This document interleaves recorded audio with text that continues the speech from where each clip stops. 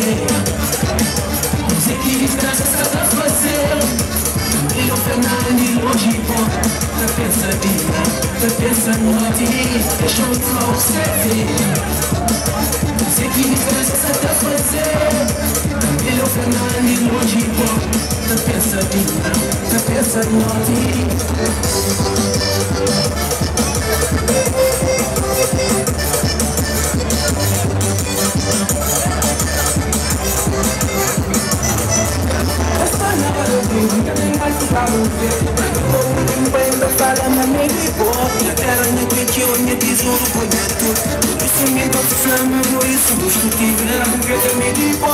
Saudade que é perdão, quando me levou comigo.